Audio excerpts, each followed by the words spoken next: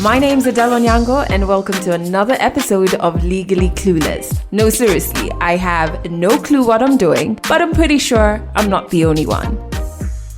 Hello, welcome to episode 120 of Legally Clueless. Thanks for rocking with this podcast. If this is your first time ever listening to the podcast, welcome to the fam. If it's not, I really do appreciate you. Remember, you can find us on Instagram. We're at Legally Clueless Podcast. If you want to tweet about the podcast, please use the hashtag Legally Clueless. Audio episodes like this go out every single Monday, and we have a video series ongoing, season 1 that is, and on that, new episodes go out on Friday. In fact, this coming Friday, the final episode of season 1 is going out. So if you have not caught any of our video episodes, please make sure you check out the show notes. There's a link to the Legally Clueless YouTube channel there. Okay, so I'm really excited for this episode, especially since the last 2 episodes have been so heavy. So I decided, because this particular story played in the video series, I was like, I loved it so much that I wanted to share it with you here as well. Listen to this. And basically, this was going to be a one-night stand. I had been to a couple, but this was going to be different because I didn't even know this person's voice. I didn't know how they looked. I got there, 11:30 p.m. Her text comes in, I'm here. I remember knocking the door, getting inside and seeing this voluptuous, sumptuous damsel of a human sitting in bed. The way I was introduced to sex as a guy was, first of all, you're there to show how domineering you can be. The much exposure I had to sex education was porn and movies. I had never known even such a thing existed. Mimi, I just knew a vagina is a hole. You enter, you do your thing, you go. This thing about pleasure na sijui nani me, I didn't know those things. Hey. That story is coming up a little later in this episode. It's a story by Rix, aka Onyango, who's actually been on this podcast quite a few episodes ago. It's definitely one of my favorite stories just because of how raw and honest he is about this particular experience. And we're going to get into that a little later. But since it seems like the theme of this episode is all things sex, sexuality, sensuality, while I was re-editing his story, it just got me thinking about my own journey. And I think where I'm at right now could loosely be defined as a sexual awakening. It is such a beautiful space. It's a beautiful space I am in terms of like my own relationship with my body, a beautiful space in terms of how I communicate that in a sexual experience or environment. It's just, I never thought when, I went through rape and all of that, I never thought that I would get to this point. Because you see, my first sexual experience was rape. And so sex in my head was always violent and dark and just painful. And I know my intimate relationships that came after that were either non-existent because when I got raped, I was in an actual relationship and we just hadn't been intimate before it happened. And after it happened, we just weren't intimate. We broke up not because of that. We broke up because he did some douchey stuff. But then came another relationship, which I really wish at the time I would have been okay enough to have an actual sexual relationship in it. But, it just goes back to the first encounter I had with sex being so vile that being in any remotely sexual environment was a trigger. And I think also I didn't really appreciate how much work you have to do on your mind before you can fully enjoy a sexual experience, like how much work you have to do in terms of your own relationship with self first. And so in that regard, having to get into therapy was a blessing because I now had to actively work on myself. And then in the process, reconfigure my mind and my thoughts around sex. And now for me, sex has gone from being this dark, violent, traumatic thing to being, the first word that comes into my mind is spiritual, which I understand can be very deep, especially, if you're talking about one night stands and things like that. Well, hey, everybody's different. For me, it's very spiritual. It's just a wonderful connection to another soul. It's magical. It's fluffy and full of color. It's fun.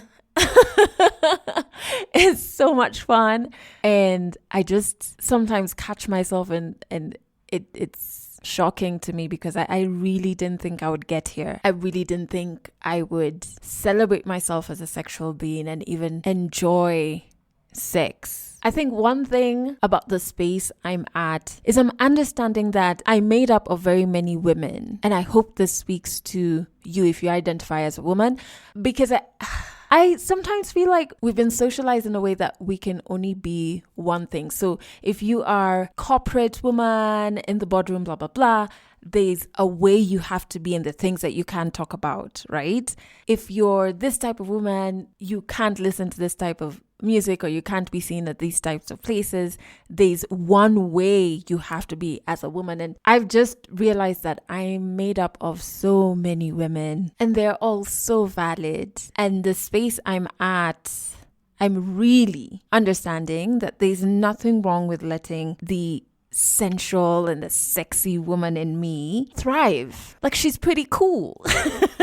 And it's so funny for me to even be sharing these words, and I might be harping on this and you might be wondering what the hell, but it's just because of how dark a place I was in terms of sexuality, sex, sensuality. There was literally a time I didn't find myself attractive. I didn't find myself sexy.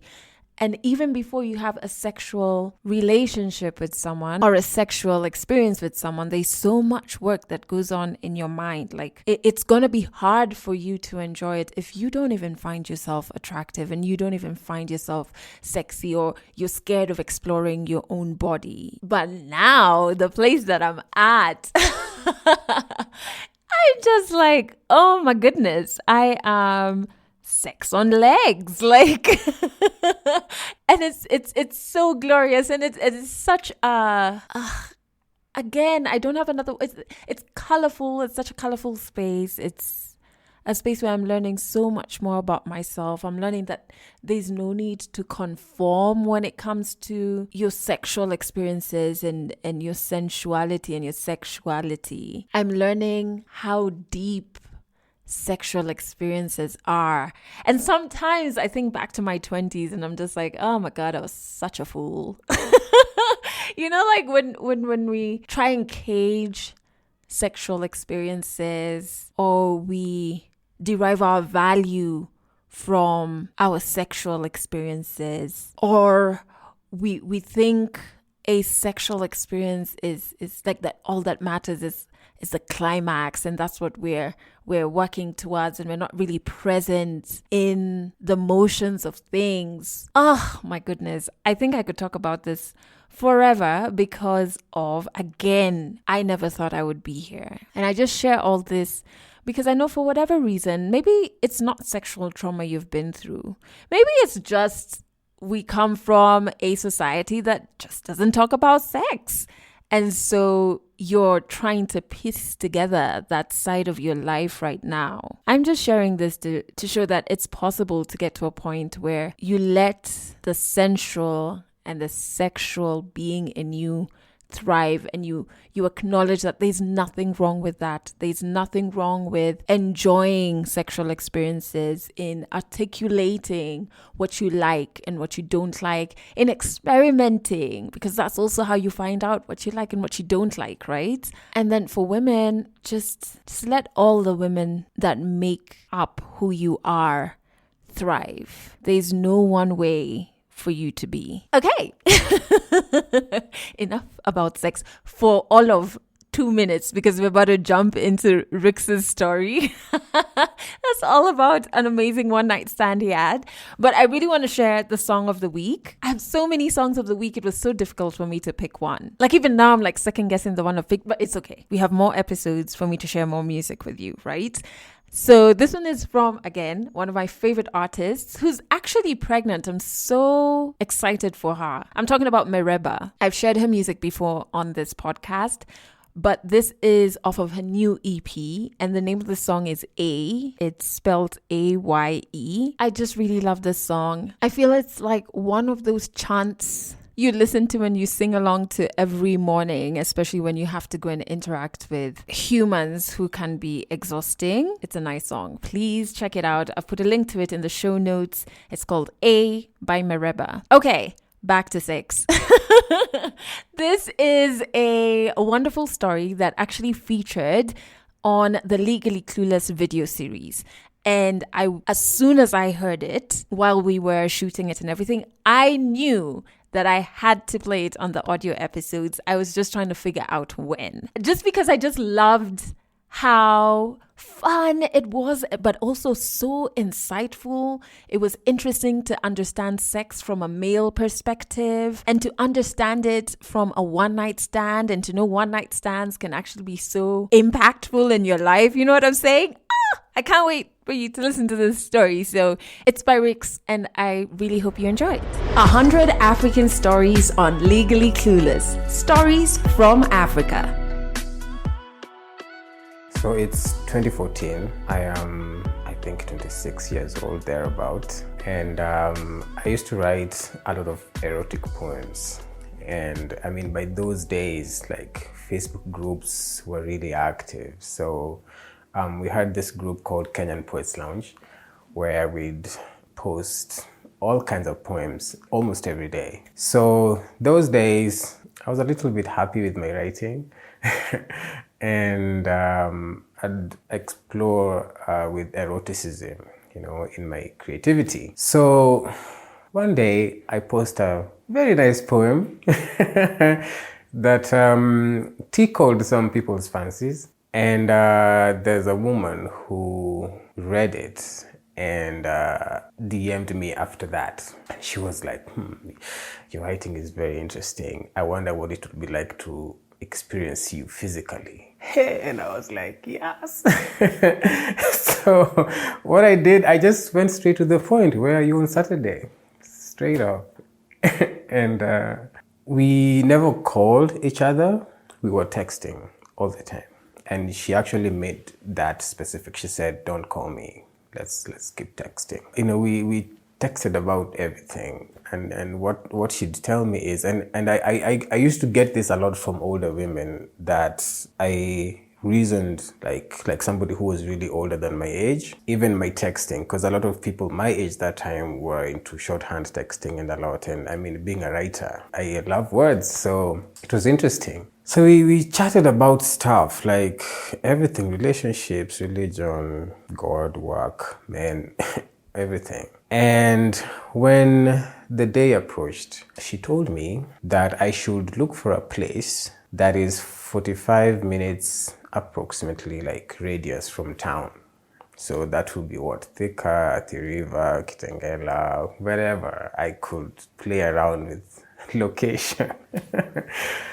And basically this was going to be a one-night stand from that point. And I mean, I had been to a couple, but this was going to be different because I didn't even know this person's voice. I didn't know how they looked. In fact, we described each other on text, like, this is how I look, da da da da da, and she did the same, which was very interesting. We used our imagination, and the flirting was top-notch. So Saturday is here, and by then I used to operate an event called Fatuma's Voice. So we you know, it was like an arts thing, and people come and they do poetry and music and da da da. So usually I would run the program, and my MC was Nuru Bahati, and usually I would go and tell Nuru, so and so is next on stage. Then I go to the artist, are you ready? Da, da, da. Nuru, this time to this time, talk about this, explore that. But this day was a little different. Usually after the event, people would flock me. Hey, Rix, give us your number. We'd like to perform next time. People are talking like, yo, the event was nice. They're there the whole night. So I remember I used to stay with my folks still, and we stayed in Athi River. So I thought, okay, maybe it would be nice to get a place near home. So I called my cousin, told her, hey, Vicky niaje. His girlfriend used to work at a hotel near home. So I called Vicky niaje, nisaidie na namba ya Nancy. Hi Nancy, kuna rooms huko kwenu, kuna food ni how much nibukie room, nipikie food na come. Let me tell you, that day it got to the end of the event like this. I just vamoosed into thin air. Nobody saw me. I just told Nuru to chekiane kesho. I didn't even tell anybody where I was going. So, I mean, the adrenaline rush, nini. So I go to town, 110 to Athi. I got there. And then this chick had told me that when you get there, just text me the directions. Tell me all the details. I'll call you when I get there. So I sort of trusted her intuition, and then I also trusted how I communicate. So I knew, okay, it was her first time to be there, but she would get it. So I remember getting to the hotel, just making sure the room is okay, food is being prepared. I left her name at the reception so that, when she comes in, it's going to be easier. And then I went home. I showered and waited. 11:30 p.m., her text comes in, I'm here. Whew. And then I call my Boda guy. I'm nervous as hell. I start going to that direction. I get to the place and I don't know what to expect. Is this somebody who is coming to kill this young poet? Is it, what's going to happen? This is a stranger I met on Tuesday, like, what the hell? But I was also very, I would say, adventurous. Man, it was a wild time of my life, man. What? It was a wild time of my life. And so I remember knocking the door and getting inside and seeing this voluptuous, sumptuous damsel of a human sitting in bed, eating fries and watching some weird thing on TV. First of all, I don't know why hotels have really TVs and hotels are just weird, just weird things. So I got in and she said hi to me. I was honestly really nervous, but I tried to play it out, And, she made me comfortable. Then she was actually 5 years older than me, so way more mature, as in what? Hey, Maze. So I remember she called me to sit next to her, and then, we just started talking about stuff, and my nerves finally settled down, and the night began. Now, the thing about that night that changed my life was the way I was introduced to sex as a guy. Was you, first of all, you're there to show how domineering you can be. You show the woman how much you know. You show the woman or your partner the strength you have. And nobody had ever told me about sex before. And in fact, the first time I had sex, for me, I had been sexually abused. And after that, I became hypersexual. So it was in my brain, I thought I was experimenting, but I was actually reacting to something and I didn't know it. The much exposure I had to sex education was porn and movies and masturbation, which was self-pleasure now, It's like experimenting with yourself. And in these porn magazines, and because of those days, it was those polyphonic phones, and you're there, Google is telling you page 3, you're waiting, it's loading. So this picture is coming slowly, you're waiting, you're high. Ish. It was the ghetto. But we had nothing else. So, and in those videos, those pictures, men looked like they didn't really care about their partner's bodies. It was always about hump and pump, go, hump and pump, go. You really didn't learn how to even offer foreplay. You didn't learn how to understand your partner's body. You didn't know those things. So, I mean, even in the movies, those days, the movies these days are wild, but those days, you would see people are having sex, hidden body parts and stuff like that, but it was still like the man showing strength and might and whatever. So that is the education I had. That is how I always had sex, and I thought I was really good at it.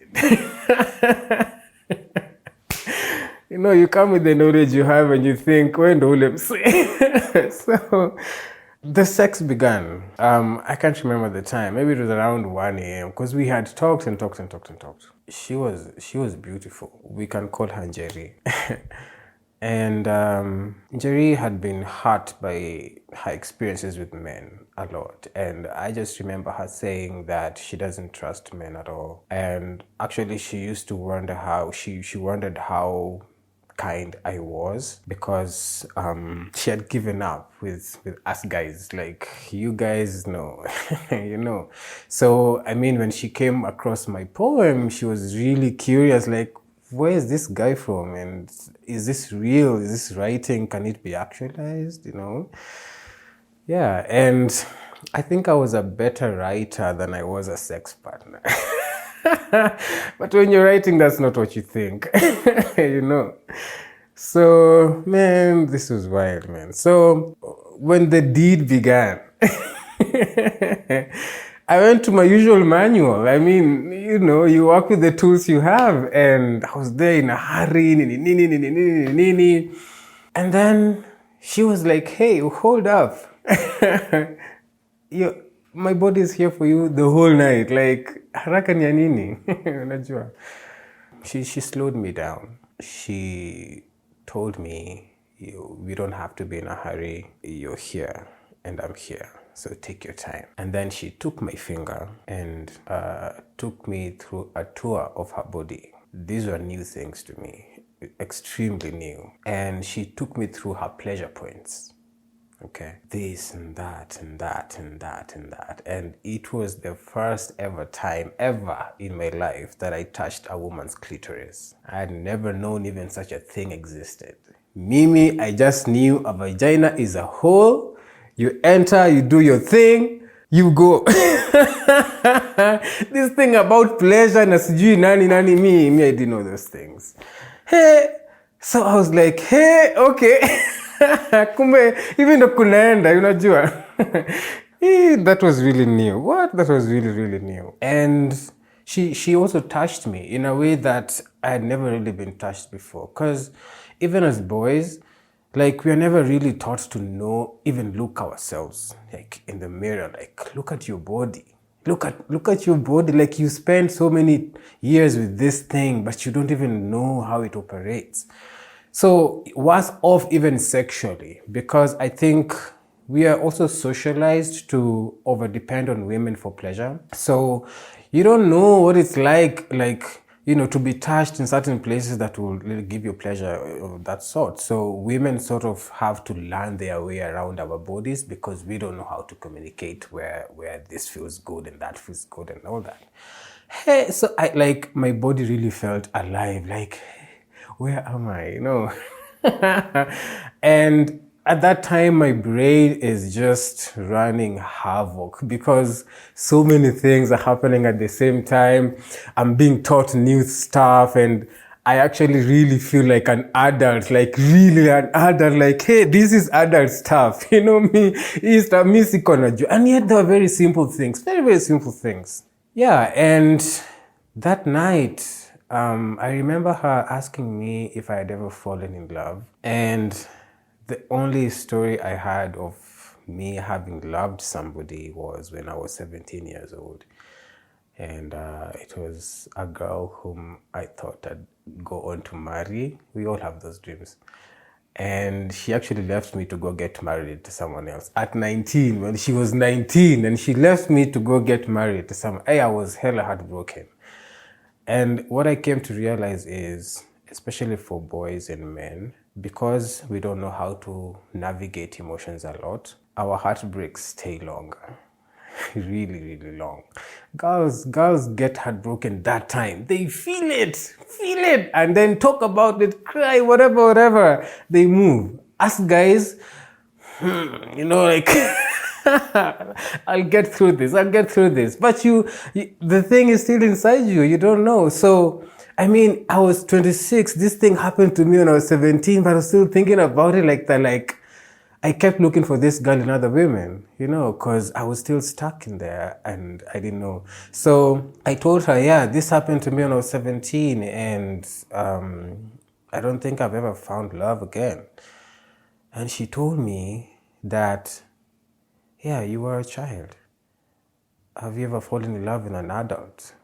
Hey, because first of all, I was just in new territory from the beginning. So I was like, falling in love with an adult, what is that like? So that night really, like, it changed my life. Like, I started seeing sex very differently. Zile mapupa nilikuwa nazo when I was younger, now they ended or faded off. And now I wanted to understand my partners more, to be more present. Now sex wasn't really just about me and humping and pumping and going. It was now about the story. How are you today? What has it been like to be in your body the last 1 week? What's going on in your mind? Yeah, where do you like being touched? I never used to ask those kind of questions. And I would also tell them, this is where I like being touched. This is what I feel when I'm touched here. And this is why also. And I started being more mindful about pleasure and understanding that there is way much more to sex than what I see on TV, what I see in porn. And the funny thing about porn as well is, so it's very adrenaline driven, yeah, like that dopamine we're looking for. And usually, like I wrote some time back on my socials, that it's funny how we are so detached with our bodies, in the sense that, like, when you're watching porn and then immediately after you release, you shut it off. As if you are hiding, as if it's something shameful now. Like, this thing has become dirty all of a sudden. Now you want to do away with it. You don't even wait to see if these guys also had pleasure. Mpaka mwisho, like, what? Now, till next time. There's just some detachment that is there, because there's a wholesomeness that sex has, even if it's a quick, like, there's just a humane nature to it that we miss a lot of times, because we don't understand each other, we don't understand our bodies, we don't communicate, and sex is presented to us as this gruesome thing that we do to just jack off one another, and that's it. So what happened is, first of all, now we woke up on Sunday, man, we were so tired. And because these hotels now, you have to leave at 10 a.m. and you're like, why? It's a Sunday. So we had to go to Kitengela, and I was hella sleepy. And then we had brunch, and she had energy for more. So she was like, if she had time, we would go at it again. And I just wanted to sleep, What? Because, man, that night was a lot. It was a lot. And after that, actually, I think we talked through the day, and then she just faded off. She just disappeared. Yeah. In fact, because I wrote about this story in 2016, I used to wonder, like, where she ever went to. I couldn't find her on her socials, even when I was trying to look for her name with other accounts. Like, I just don't know where she went. And it was interesting because, to me now, later, it felt like, oh, maybe you just needed to meet this person for this particular lesson, and that was all. Yeah. And from then on, things have really changed and morphed as well. And I have come to realize how the interrelation between presence of body and presence of mind and presence of spirit can really revolutionize your life. Yeah.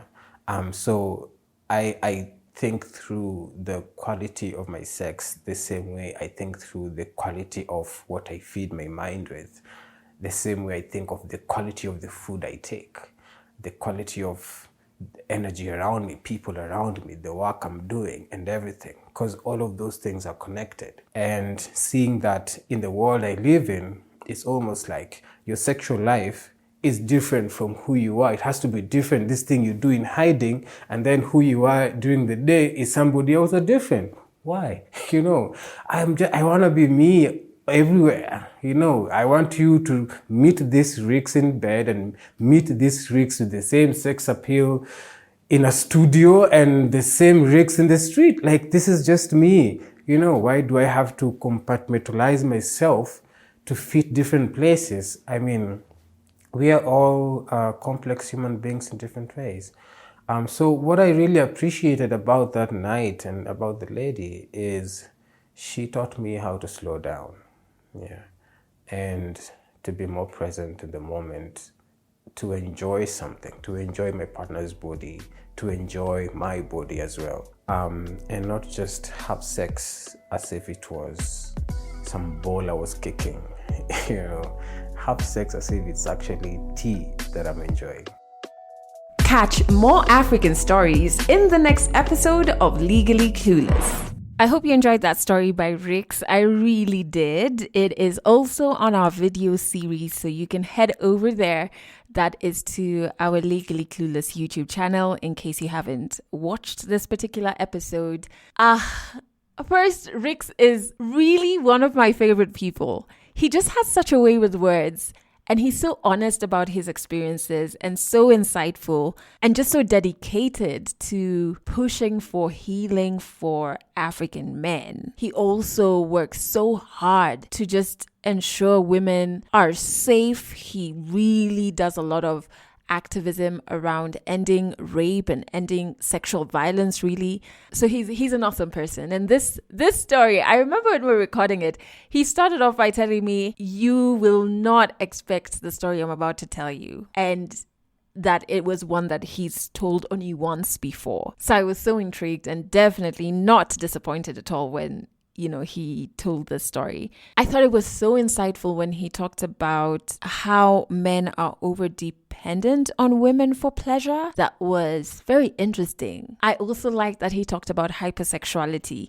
That came up a couple of times in my therapy sessions, just because, especially when you've come from sexual trauma, there is a chance that you can become hypersexual. And initially you think that you're healing and you're having positive sexual experiences, but that can quickly morph into hypersexuality. So it's just something to be aware about. And I just liked how he talks about being intentional about your pleasure. I have put in the show notes links to Rix's online platforms. He's amazing. Go and follow him. All right. Remember, if you want to share your story on this podcast, in the show notes, there's a link to a Google form. All you have to do is fill it out. In July, I'm getting into our story recording season. So this week and next week, going to be scheduling virtual story recording. So now is the best time to actually go and fill out the Google form in case you have a story that you really want to share on this podcast. I also do appreciate getting all your wonderful audio notes on the Legally Clueless hotline. Hey Adele, I hope you're doing good. I've been watching the video series, the one featuring Sanita, and it has really triggered a lot of questions because it's about this thing with being dark-skinned and beauty and being African, and it's the same questions we normally tend to ask ourselves. And then it has also brought this issue of, when are you good enough? Like, when do you accept yourself enough to feel good enough? And why do you sometimes walk through life thinking maybe you're not good enough? And then there's this thing of African products not being good enough, like how we would pay more for things from the outside, from abroad, that are cheap, like that would cause more harm or that are not really favorable for the type of skin we have, but we would want to pay less for people who are Africans. So yeah. Thank you so much for that and for watching our Legally Clueless video series. That particular episode by Sinita is just mind-blowing. Sinita is such a powerful woman.